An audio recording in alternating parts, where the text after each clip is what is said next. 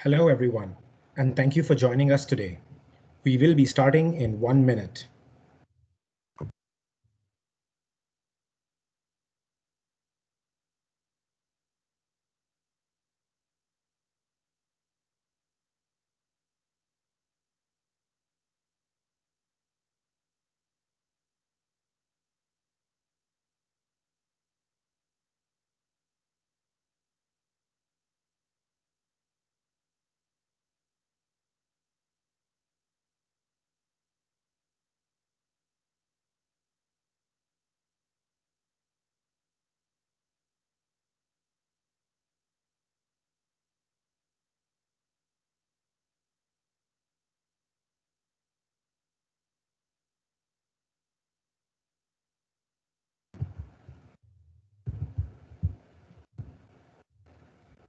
Hello, everyone.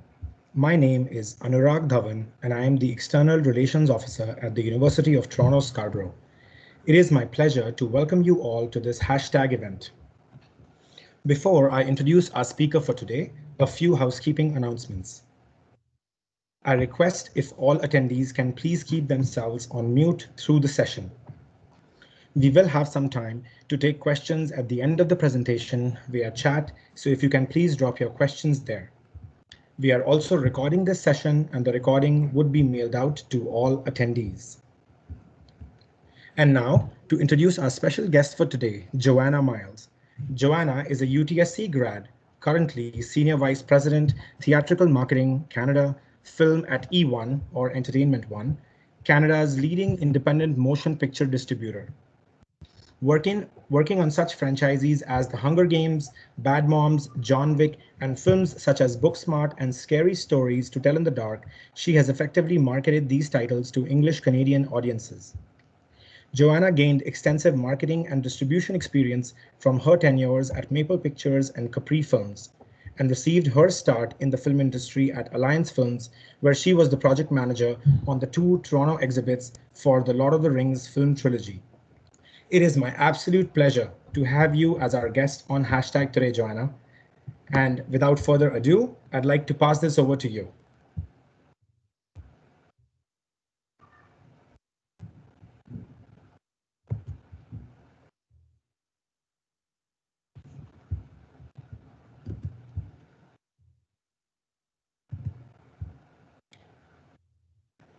Joanna?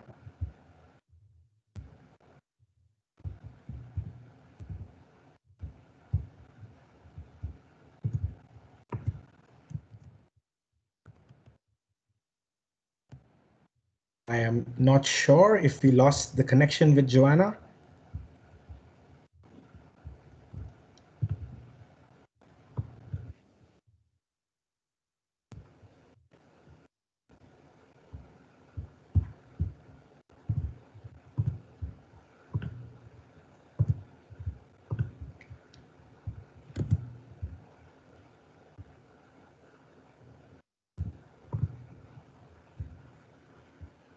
Okay, it seems as if we are facing some technical difficulty. Joanna was on the line right now, but it seems as if we may have lost her. Just give us a few minutes till we. I'm here. Okay, hi, Joanna. Yeah, I'm here. I thought we lost you. No, I am here. Sorry. Okay, great. So it's Joanna. Thank you again for taking your time out and being part of this. I think I'll just pass it over to you now. Great. Thanks for that introduction, and thanks to all of you for taking part in this virtual presentation. These are strange times to live in, and I appreciate the time you're taking to spend it with us. So let's get into it.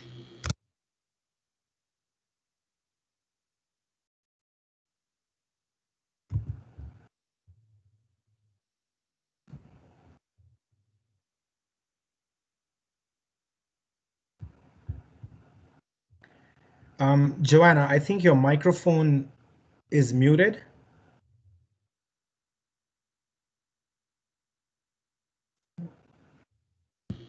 Okay, can you hear me now? Absolutely, thank you. Okay, so I am an alumni of UTSC, class of '94. My favorite space at Scarborough campus was the meeting place, and I always felt like I was in a sci-fi film. I graduated with an honors in arts administration with a major in theater. My love has always been in the arts, so this program was a perfect balance between the practical nature of running an arts organization while still flexing my creative muscles on stage and behind the scenes. As part of the program, I had 2 co-op work terms. The first at the Toronto Theatre Alliance and the second at the Tarragon Theatre, that you can see there on the right.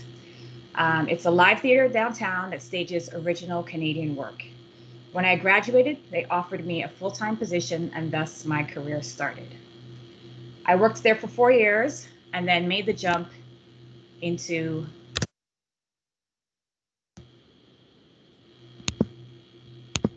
there.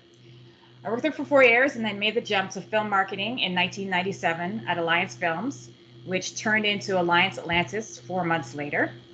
I started as an assistant, worked my way up through the ranks, and left as a director of marketing. From there, I tried my hand at film booking at Capri Films. I didn't like that, so headed back to marketing at Maple Pictures. Maple was then bought by Alliance, so I ended up working with the same group of people from my previous gig at Alliance Atlantis. Alliance then got acquired by Entertainment One, and recently Hasbro acquired eOne. This is a perfect example of the consolidation that is occurring in media these days. It's been quite a ride, and I've worked on a variety of films, which is a perfect segue into my career highlights. When I left Alliance the first time, it was on a high note. We had just released the last of the Lord of the Rings trilogy, The Return of the King. I had project managed 2 exhibits of props, costumes, art, and models of scenic pieces for the first 2 installments of the trilogy. And that little red bug in the middle there, I got to drive that around the city for about 2 weeks. It was a lot of fun. I met some amazing people through our partners at New Line, the distributors in the US, and made some lifelong friends on the production team in New Zealand. It was definitely life-changing. I traveled to New Zealand a couple times and even had some of the crew at my wedding. My other career highlight was through The Hunger Games, a true book-to-screen experience. These films changed movie marketing by showing the importance of social media to a film marketing campaign. We worked with a great team at Lionsgate Films that were very open to our ideas and suggestions, which is key to having a kick-ass campaign that resonates around the world. In concert with all territories, the film was eventized without sacrificing the surprise you would receive at the theater upon opening. We had a lot of great partners on this title, from Scholastic with the book. On the left is a book palette that could be found in all Walmarts across Canada. This was quite a coup. Our exhibitors, who went above and beyond at the theater level with exclusive keychains, collector cups, and countdown standees in various theaters, to a huge beauty campaign promotion with CoverGirl that ran in print, online, and broadcast. The pinnacle of the campaign for me, though, was the full train wrap of a TTC subway train for the film in Toronto. Check it out. And Greenwood Station is now here.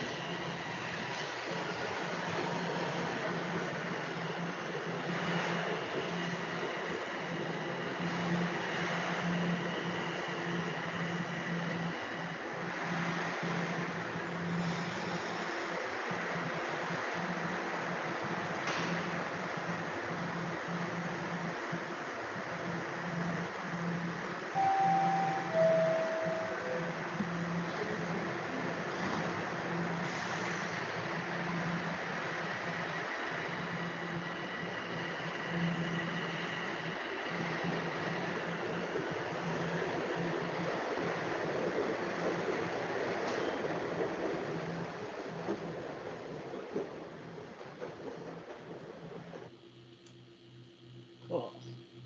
So today I'm going to give you an introduction to theatrical marketing. Now I'll preface this with everything I'm about to tell you is based on a pre-COVID marketplace. When the dust settles, I know that some of the tools we use will have to be modified. We will have to change the way of doing things. We were already down this road, but now COVID-19 has accelerated timelines. As you know, theaters are closed right now, and we expect to open in early July with health and safety protocols in place to bring audiences back. But we realize it's going to be a long road. So theatrical covers films that are shown in cinemas. This also includes drive-ins and film festivals. We have a separate team that handles the home entertainment window, which includes physical DVDs and video on demand, or VOD as we call it. Theatrical marketing creates awareness, a want to see for the title in the market, and where most of the money is spent. When the film gets to the home ed's VOD window, most of the marketing heavy lifting has been done by my team. My office is in charge of English Canada, but our company eOne also releases films in the UK, Australia and New Zealand, Spain, Germany, and Benelux. In Canada, we have a separate office in Quebec that handles all of the films we handle here in English Canada, as well as French films specific to Quebec. We do a lot of idea sharing between territories as well as within our company. eOne is not only film, but also television, music, family brands, podcasts, and VR. We do not work in silos and are encouraged to use all parts of the business to create and market our content. So back to film. We typically release about 20 to 30 films a year. A studio like a Paramount or a Warner Brothers will do about 12 to 15. So we're used to having a larger than usual release slate. We release all genres from comedies, thrillers, action, drama, and documentaries to name a few. Our release patterns range from opening in one cinema in Canada to as many as 300 theaters across the country. We treat each film as a separate business unit, and we split costs between marketing and sales. One thing to note is that all marketing decisions come out of our Canadian office for our market. Before diving into market, let's talk a little bit about our sales team. Our sales team actually just does that. They call the exhibitors to sell the films to them. They pitch, they cajole, and play large amounts of golf to secure our films in theaters. We have several exhibitors in Canada. In English Canada, Cineplex controls about 80% of the theaters, which comes to about 85% of the box office. The second largest exhibitor is Landmark, which has a larger presence out west. And then there are smaller independents peppered around the country.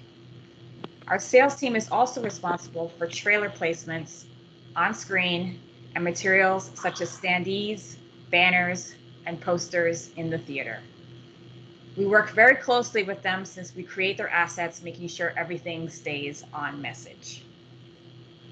I think somebody needs to mute their microphone. Hearing a little bit of rumbling. Thanks. So how do we acquire our films? We acquire films at various stages, from a one-line treatment with cast attached to early days of a script, a finished script, the beginning of production, during post-production, or as a completely finished film. Once we've watched the film and reviewed any test screening notes, the team sits in a room and determines the box office for the film in Canada. We look at comparable titles. How did they perform? We look at competitive titles that will be releasing in that time period. Is the cast bankable? Will they bring in an audience? We look at any events that are happening at the same time that will pull focus from our film. An example of this would be the Olympics. We determine the target demo. Are they avid moviegoers or a demo that is hard to get to the theater? There are a myriad of factors to consider. These often change as we get closer to the film's release. You never know what surprises the market will bring. Hello, COVID. Once we've considered all of these factors, we can then determine our spend. These numbers are placed in a P&L, profit and loss statement, and if the numbers jive, we move forward. This overall spend is locked, but we do massage figures within that budget right up until release as plans get solidified along the way. I tell people my job is to get bums in seats. Our strategy and plan starts from the first moment the film enters the market, which is usually in the form of a trailer. As I said, we're constantly working and adapting to changes in the market. No opportunity is left unturned as long as it makes sense. This is not an industry where you put your plan in play and walk away. We are optimizing till the bitter end. So what makes up theatrical marketing? We have advertising, which is the purchase of media across television, radio, out of home, newspaper, and digital. We work very closely with our media agency. Our agency of record is Starcom. We determine the right media mix on each of our films based on all the factors I mentioned before and just plain experience.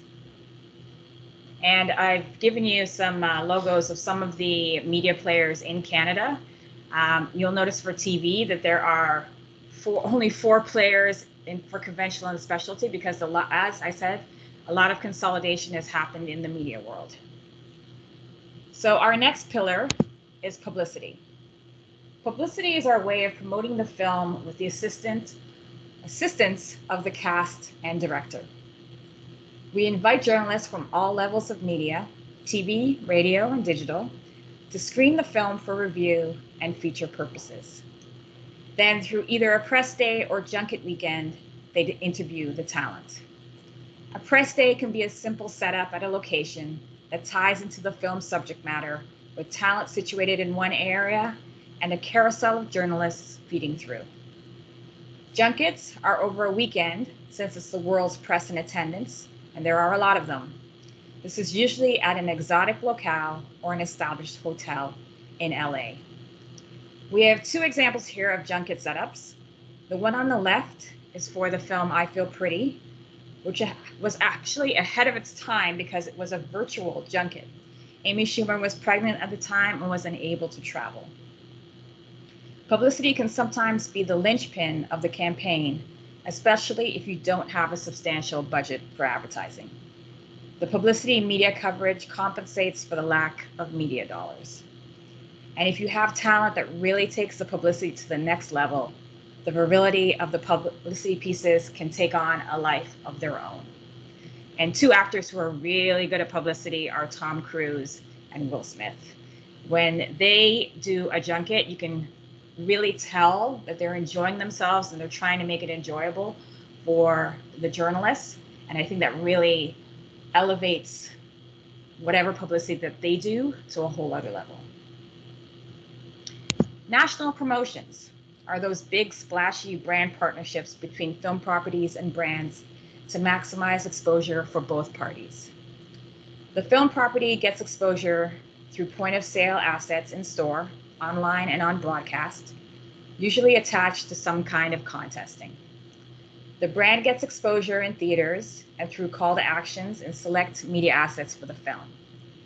An example of this is a promotion we did for the kids' film, The Nut Job. We had posters up in all 79 locations of Marble Creamery across Canada, presence on their Facebook page with 50,000 fans, and social posts on their page for the duration of the promotion. In the past couple of years, a shift was already occurring from barter, with each interested party bringing equal weight to the table, to paid partnerships. Brands and films are now charging for any attachment to their IPs. We can only guess as to what things will look like after COVID. Now, local promotions or grassroots promotions are where eOne excels. We're known for drilling down to smaller markets to maximize box office, capturing that low-hanging box office fruit. A lot of the studios only blanket the country, while we find pockets where we think the film will overperform and concentrate efforts there. We have market reps in all of the major markets who literally walk down Main Street to pitch businesses to do ticket giveaways to our promo screenings, and I'll talk more on that later. They chat with the local radio stations, florists, hairdressers, gyms, yoga studios. As long as they make sense for the film and its target demo, they make the approach. It's a great chance for these businesses to reward loyal customers, create fun contesting, and really create some real action behind the film. We've had great success creating buzz for our titles outside of the big city centers, and it's important to remember that Toronto is not the center of the universe. This is a big country with diverse locales. I mentioned our screening programs.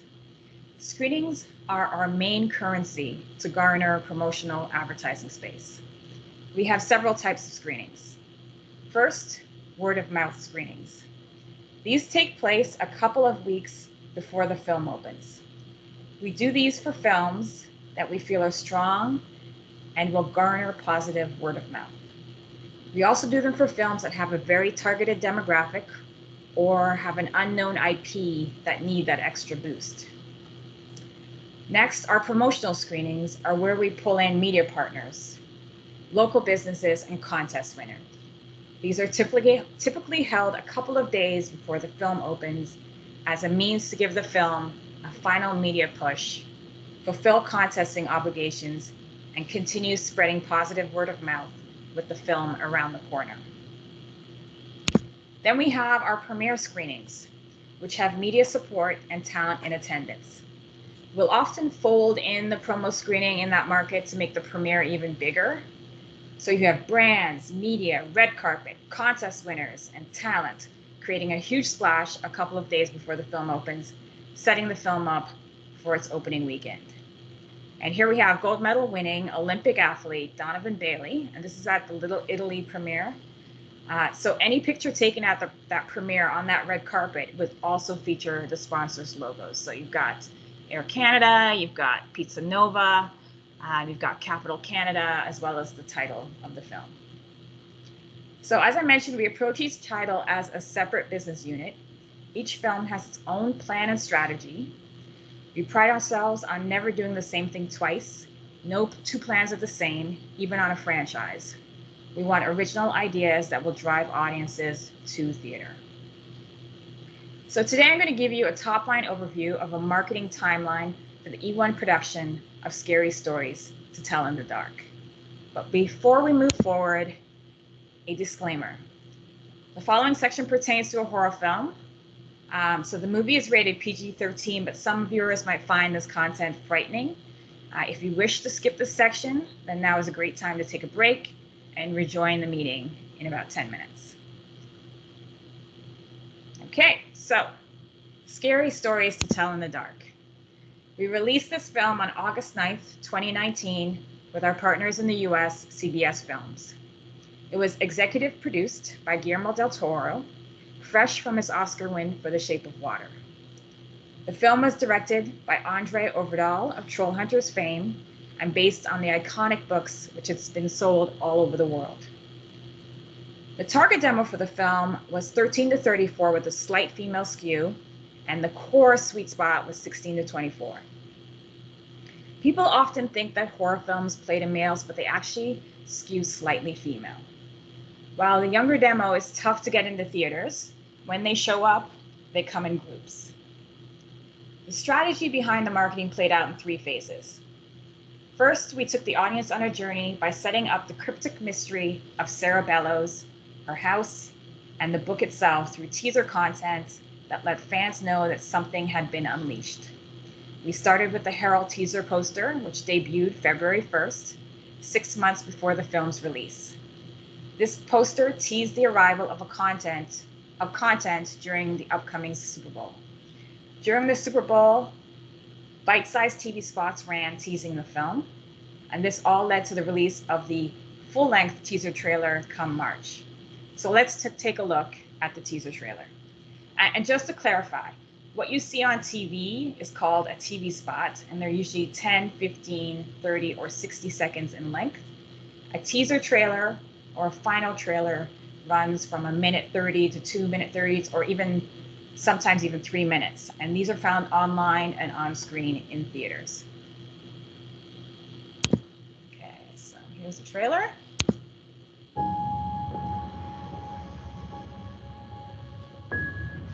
This town has told stories about me. Horrible stories. But they don't realize I have scary stories of my own.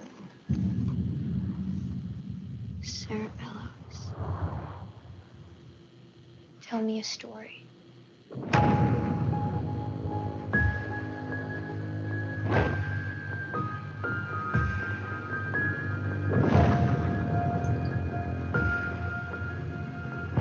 Sarah Bellows' book, where the stories write themselves and it all comes alive.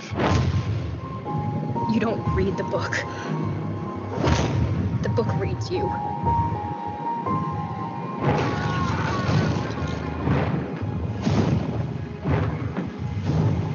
I'm afraid I'm gonna die, Dad.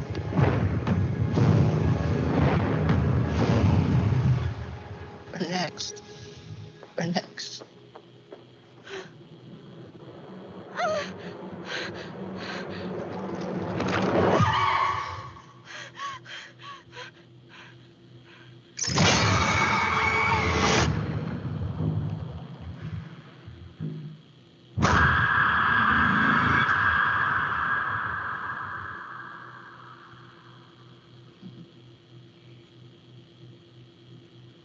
So this teaser trailer segued into the second phase, where we touted the folklore aspects of the film.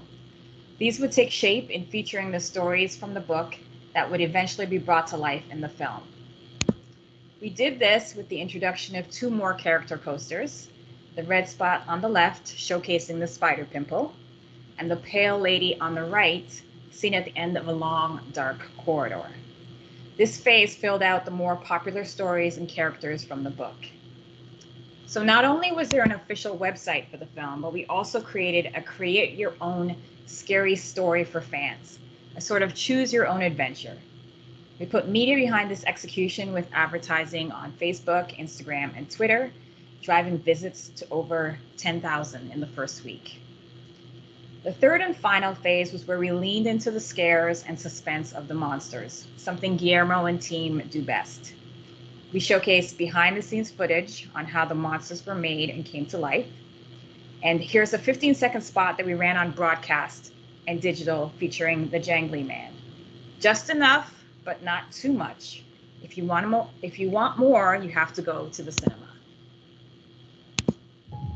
From Guillermo del Toro. Next. Next.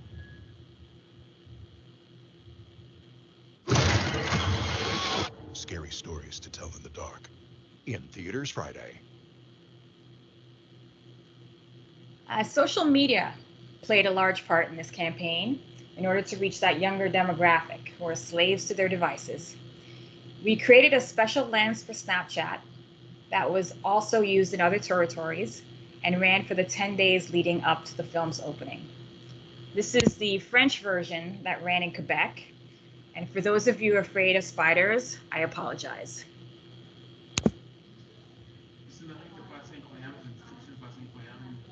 Ah, c'est dégueu! Wesh! So that's the kind of reaction that you want to get. Once you viewed this lens, you were able to swipe up to buy tickets. There were many other elements to the campaign, such as marketing and promotional programs with Cineplex Theaters and Landmark Cinemas. For Cineplex, on the top left, we had a 10x10 space in 4 theaters across the country where you could have your picture taken with Harold the Scarecrow, encouraging participants to share on their socials. For Landmark, we ran a contest where you could win an exclusive screening for you and your friends. This involved a robust digital campaign across their platform.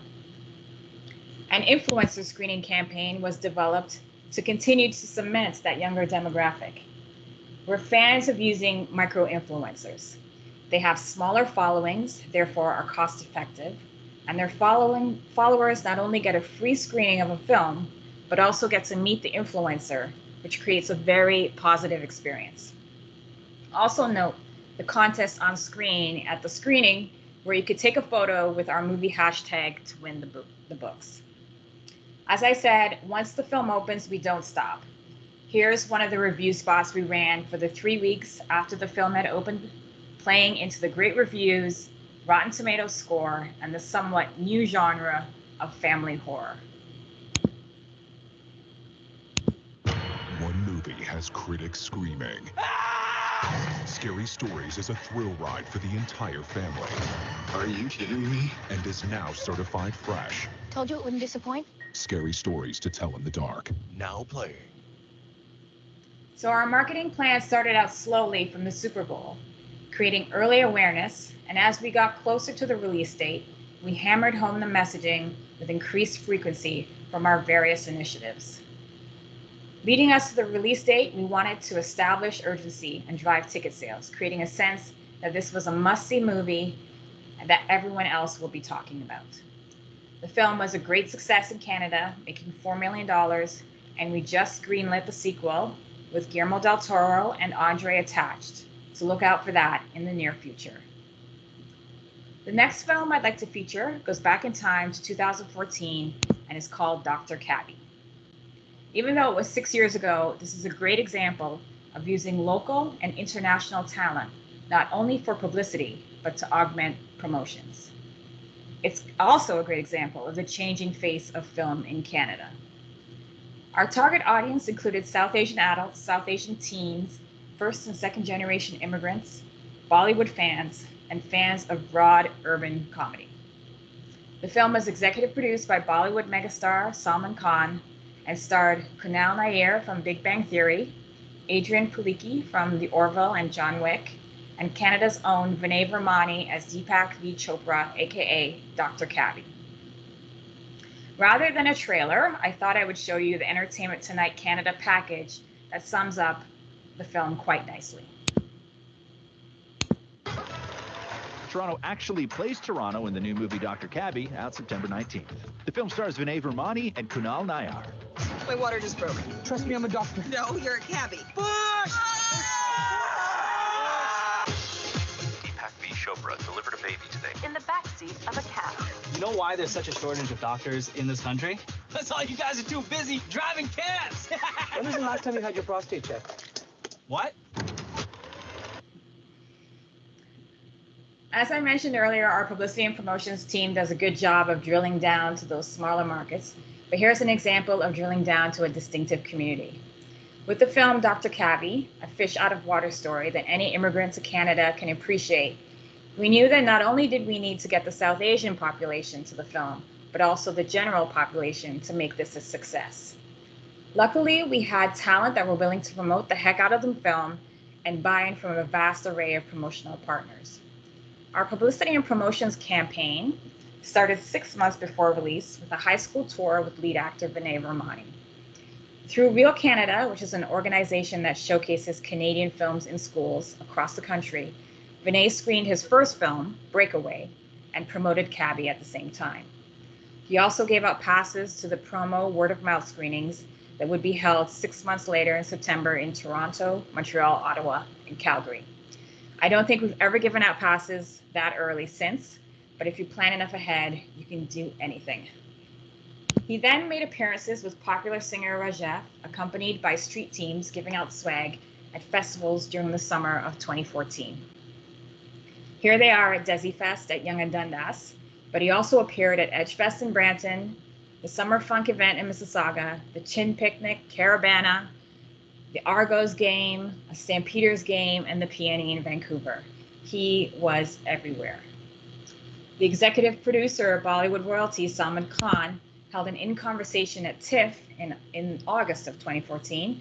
We snowballed that into a huge rally for the film in the parking lot of the Silver City, Mississauga, with Salman and the cast of the film. The premiere in Toronto was attended by all talent, with a great turnout from local sports and culture stars in Canada. The media coverage was at maximum tilt on the red carpet, and the film was enjoyed by all. Audiences are far more receptive to a film when the talent is in the room. And a pared-down group of cast also did premieres in Vancouver and Montreal. We also had an extensive national promotions campaign. HMV ran a national contest for the month of September to enter for a chance to win $1,000 in cab fare. This was well before Uber. This was supported with in-store and online assets. Co-op Cabs, who provided the cab for the film, ran a Tag Yourself Week with hashtag Dr. Cabbie Co-op for a chance to win a Co-op Cabs gift certificate.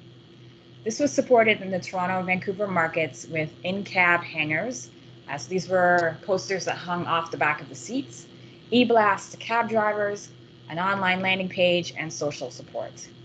There were also contests with Post Media to win scholarships and Air Canada for contest winners to win flights to the premiere in Toronto.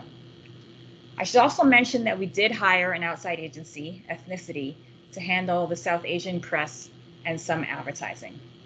They did a great job, and we have used them since on targeting specific ethnic groups on other titles. Dr. Cabbie made $2 million in Canada, which for a homegrown film is a huge success. These two films showcase how we approach each film as its own distinct beast. Scary Stories, based on popular IP with no major stars in the film outside of the production team, with an expansive media budget and promotions campaign, versus Dr. Cabbie with recognizable names in production and cast to a certain community, which can maximize its media presence with extensive publicity. Both films had their own unique challenges, which made them exciting to work on, especially when they are successful. Like all of our films, we get there with care, thought, and smarts. So, you're asking yourself, what kind of skills does one require to get a job in film marketing? Writing is very important. So having a strong vocabulary, excellent grammar, and spelling is a plus. In publicity, you write a lot of press releases and notes for the press kits that go to journalists. In marketing, we are writing copy for our pitch decks and for our social posts. We have to be clever, sharp, and topical. Project management is a definite. We're big on assigning a title to an individual and letting them run with it. So coordinating with all of the efforts of advertising, publicity and promotions, managing a budget, and making sure that all the components get to make a successful campaign is a necessary skill. Photoshop, while not necessary, is a bonus, but even just having a good eye when it comes to creative and putting yourself into the mindset of the target demo, figuring out what appeals to the people you are trying to reach through your creative. Digital marketing is a must. So much of our budget has migrated to digital, so knowing the lingo and what matters to the campaign is important. Is this campaign built on engagement and why? Or is it built on impressions? Being able to speak knowledgeably and to back it up with fact is key. And finally, being a team player. Success in this business is built on relationships. You come in with a positive attitude and the realization that if one succeeds, we all succeed. Every person on my team has a voice at the table, therefore representing various viewpoints, which makes us better marketers. We all respect each other and work very hard towards a common goal while having a lot of fun doing it. So thank you for your time. Now questions. Thank you, Joanna. That was incredible. It was so interesting to see all that goes on in the background to bring these awesome films to the audiences. I know we've been getting a few questions in chat, so I think now's a good time we can try and take some of these. The first one coming from Mitsu. So, have you worked on projects where there have been challenges to bring advertisers or local partners on board? And if so, how have you handled that? Yes. So sometimes you will have a film that has no recognizable stars. The subject matter is quite tough. You don't, as you say in the question, you don't get any traction from promotion or from the media. So what we rely on is the advertising and to a certain extent, just trying to get the story out there. In the acquisition phase, what we try to do is pick films that we know are going to work in this market. So kind of stray away from films that we think are going to be a tough sell, don't have any recognizable names. So I'd say at the acquisition stage is where we sort of cross out films that we think are just going to be too tough of a go, especially in Canada. Right. Thank you. The next one. So in your view, are contests effective, amongst all of the different marketing tools that you have? Would you say contests are effective? And what do you learn with these rollouts? What do you learn about the audience from some of these rollouts?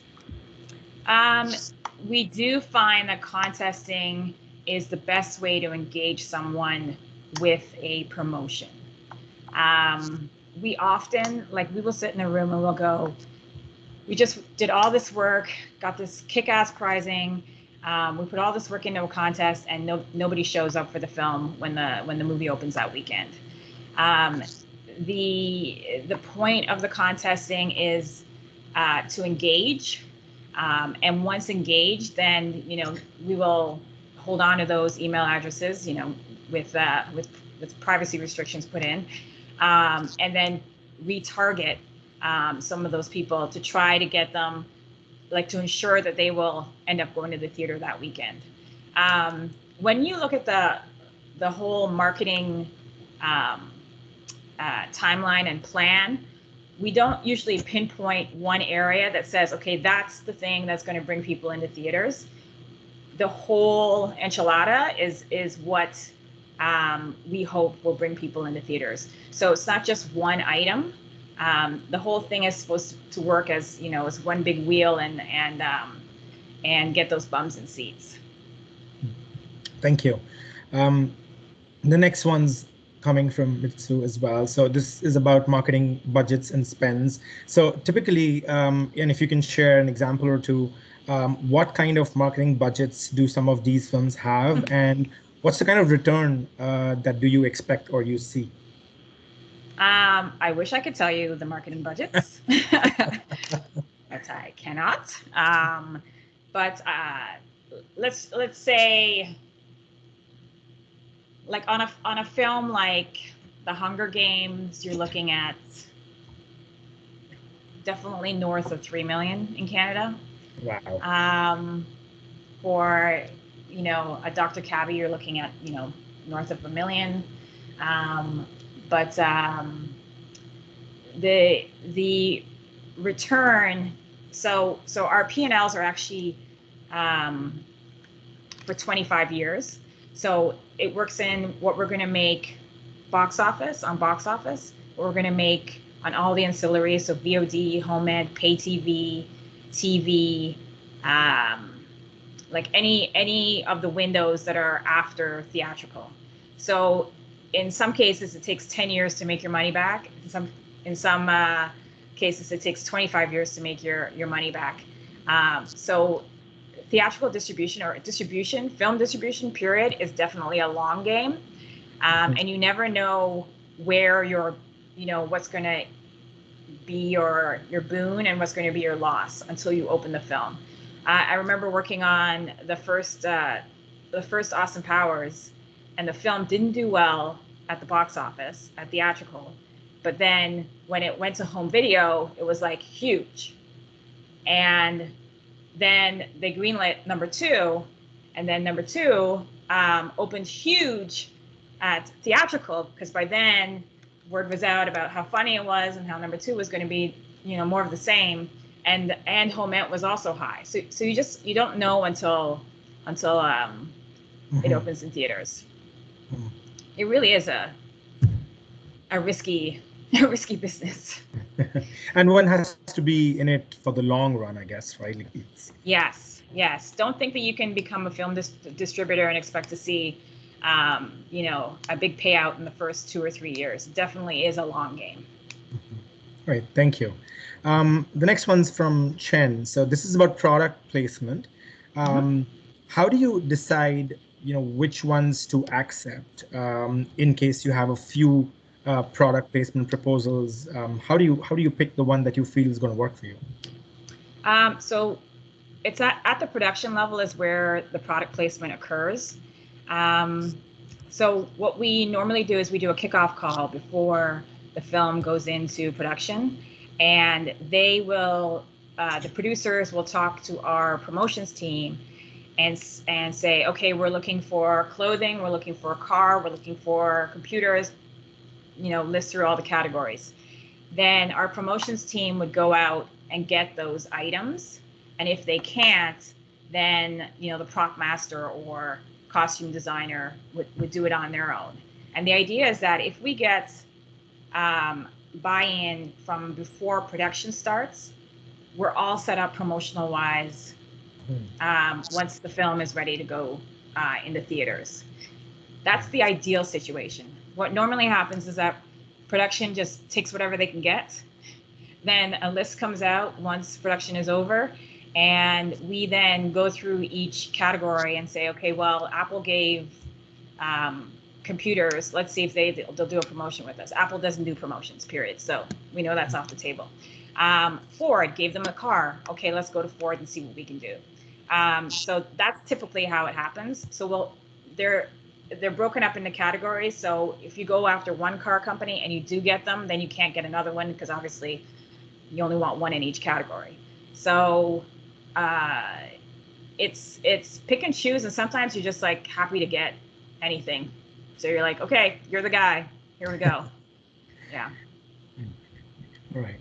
I guess we know where all those fancy cars come from in all the Mission Impossible movies.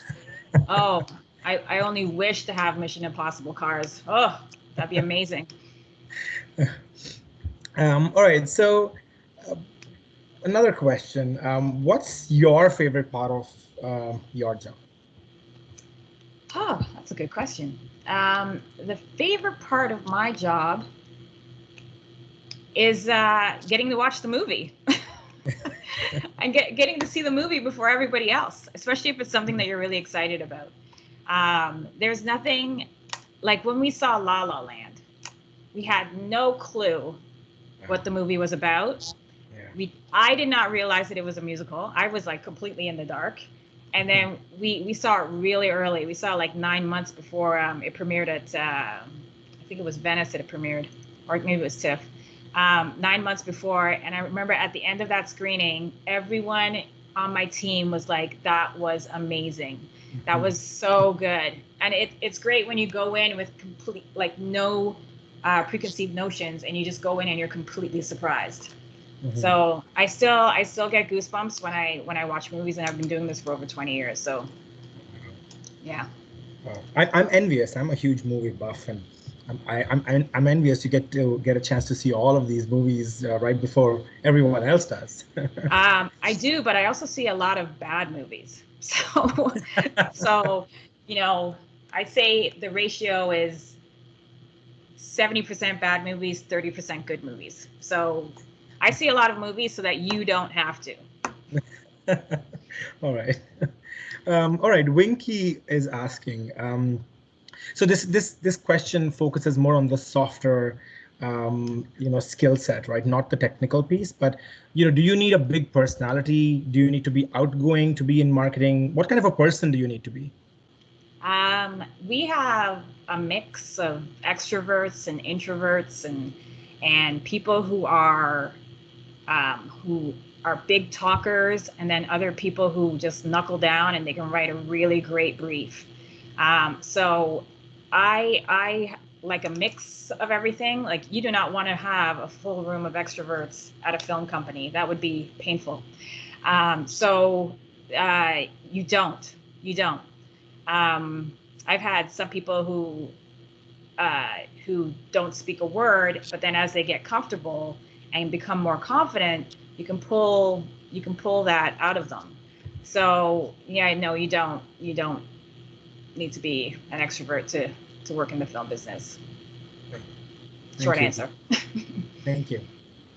Jen wants to know, so how do you come up with the creative brief for each film, since you mentioned earlier that each film must have its own originality? And what is the process that you and your team go through to kind of come up with that? So we will test screen the film.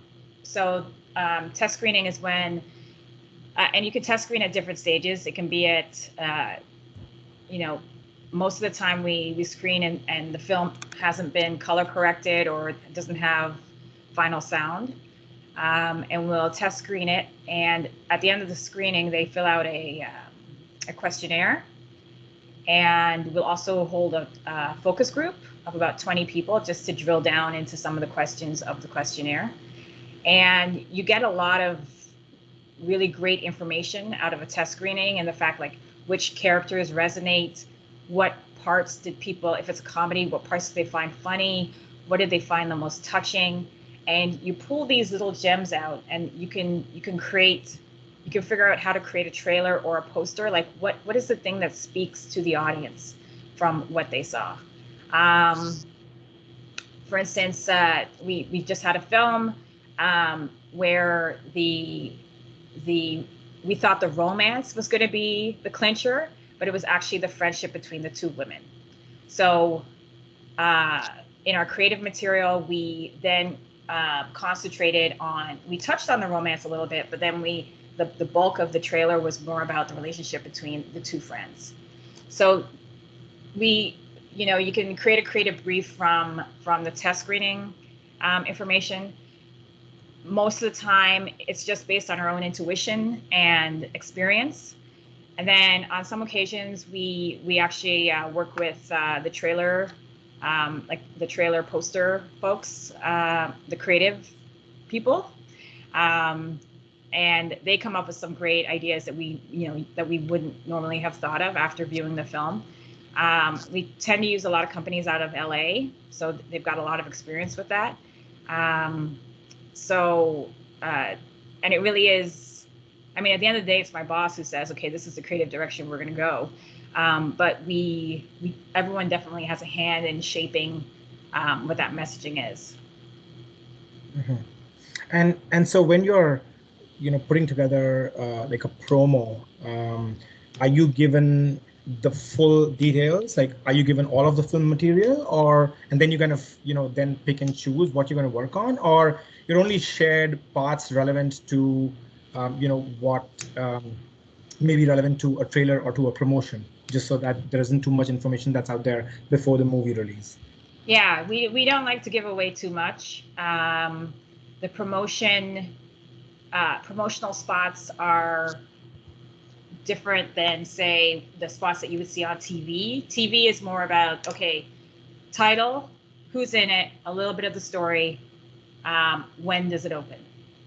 And then a promotional spot, which is like what you would do with a promotional partner, is more about, who's in it, the release date, the message, like if there's contesting, or if we want a call to action, if we want them to do something, then that's a promotional spot. And they're a little bit more fun than, say, a straight up TV spot that you would see on television.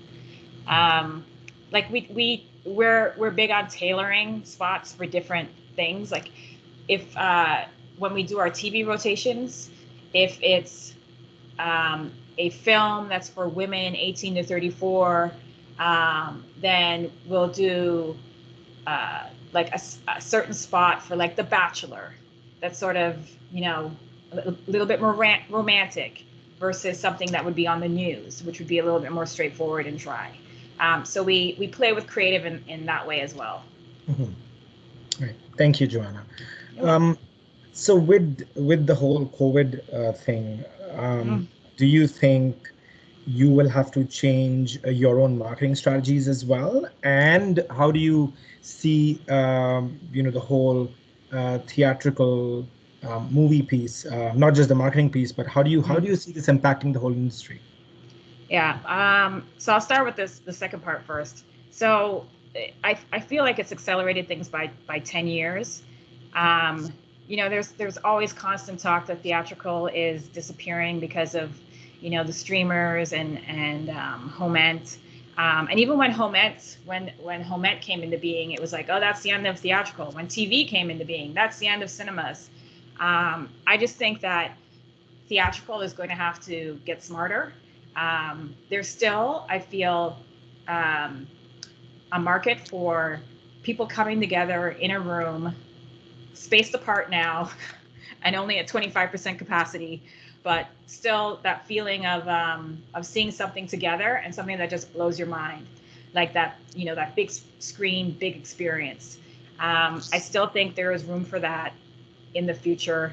I think COVID is going to sort of restrict that in a way, but we're praying for a vaccine, and hopefully we'll all be able to congregate the way that we used to. But I still think there is a place for theatrical in this world. And then in regards to how we're going to change our marketing, we actually had a brainstorm session this morning for one of our films in November, and came up with some really cool ideas on, like, for instance, we do a lot of experiential marketing where we have teams that go out dressed as mascots and handing out swag to, kids and adults and what have you. So how do we do that in a post-COVID world? So the idea is to actually do kits, especially for a film, a kids film, because parents, by the time this film comes out, will probably have exhausted every possible way of entertaining their children. So they're looking for new and interesting ways to do it. So why not send them a kit with some activities from this movie that would help? And there's actually companies that have started up because of this. And there are experiential companies that have realized that they are no longer going to be able to, have boots on the ground. So they're going to have to pivot. And this is what they've come up with. So that's one way that we're going to change that. And in my presentation, the example of the virtual press junket or virtual press day, those things were already starting to happen. We're going to save so much on travel costs for talent with doing interviews over Zoom and what have you. It's not the same as being face to face, but these are the pivots that we're going to take. And as with everything in movie marketing, we learn as we go, and hopefully it will be successful. So the next one's coming from Ikra. How would you suggest building up a marketing skill set? And if you could answer this in two parts. One, a marketing skill set that you feel is focused on film marketing, and then generally, what is the kind of skills that you feel would be useful for any entry-level marketing role? So skill sets. I think being like a jack of all trades helps, being able to juggle a lot of things, like multitask. Because as you see from the case studies I did, there are a lot of things happening, and you have to figure out how they gel together, and maybe one thing can augment another thing. So I think that's an important skill set to have. One thing that I have developed is relationship building.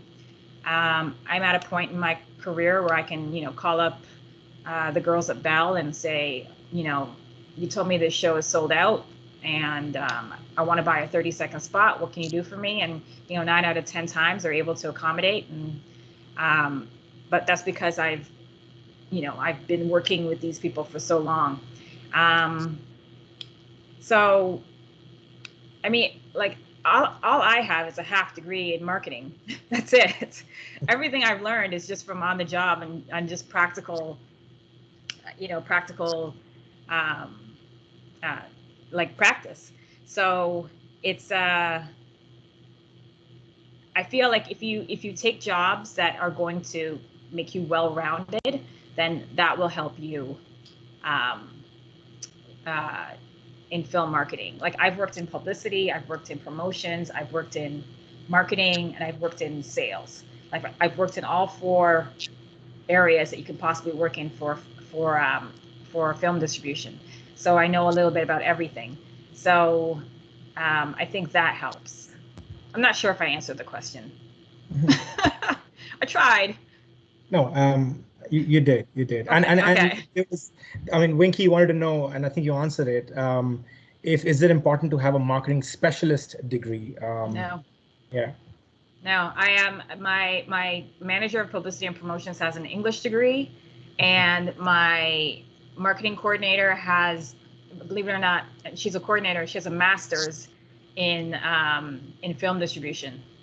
So, and she's more on the finance practical side. So, yeah, and then the rest of the team, it's either English. I've got a journalism major, a Yeah, I don't think I have anyone who has a specialist in marketing. Mm-hmm. Yeah. So the answer is definitely a no. No. Yeah, it's definitely a no. All right, I have my eye on the time, and it just hit 1. So I'll just ask you this one last one. Sure. There's obviously a lot of interest, in this space and in eOne. So I know we have students who work within accounting and finance on various co-ops, internships, specifically for marketing. And this is not the best time to be asking you this question. No, it is not.